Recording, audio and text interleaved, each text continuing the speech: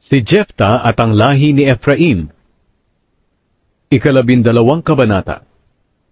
Nagtipon ang mga sundalo ng Ephraim at tumawid sila sa ilog ng Hordan at pumunta sa Zaphon para harapin si Jefta. Nagtanong sila sa kanya, "Bakit hindi mo kami tinawag na makipaglaban kayo sa mga Amonita?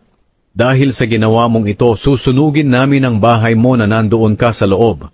Pero sinabi ni Jefta sa kanila, "Nang nakipaglaban kami sa mga Amonita, humingi kami ng tulong sa inyo, pero hindi nyo kami tinulungan.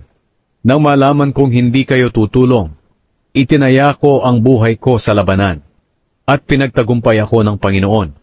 Ngayon, bakit ba gusto nyo makipaglaban sa akin?"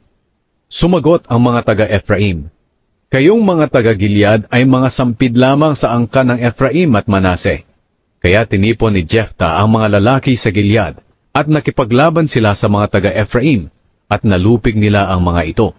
Sinakop nila ang mga lugar sa ilog ng Hordan, na tinatawiran papunta sa Ephraim, para walang taga-Ephraim na makatakas. Ang kahit sinong tatawid ay tinatanong nila kung taga-Ephraim ba sila o hindi. Kung sasagot sila ng hindi, pinagsasalita nila ito ng Shibolet, dahil ang mga taga-Ephraim ay hindi makabigkas nito. Kung ang pagkakasabi naman ay Sibolet, papatayin sila sa may tawiran ng ilog ng Hordan. May 42,000 taga-Ephraim ang namatay ng panahong iyon. Pinamunuan ni Jefta ang Israel sa loob ng 6 na taon.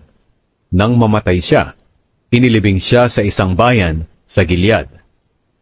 Si Ibzan, si Elon at si Abdon.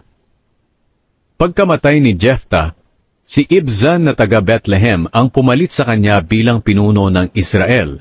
Si Ibzan ay may 60 anak, 30 lalaki at 30 babae.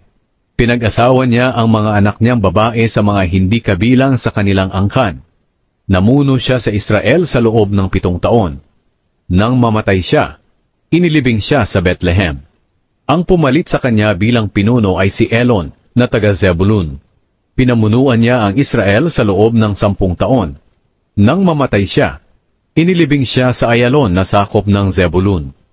Ang pumalit sa kanya bilang pinuno ay si Abdon na anak ni Hilel na taga Piraton. May 40 siyang anak na lalaki at 30 apo na lalaki. At ang bawat isa sa kanila ay may asnong sinasakyan. Siya ang namuno sa Israel sa loob ng 8 taon. Pagkamatay niya, inilibing siya sa Piraton, sa kabundukan ng Ephraim, na sakop ng mga Amalekita.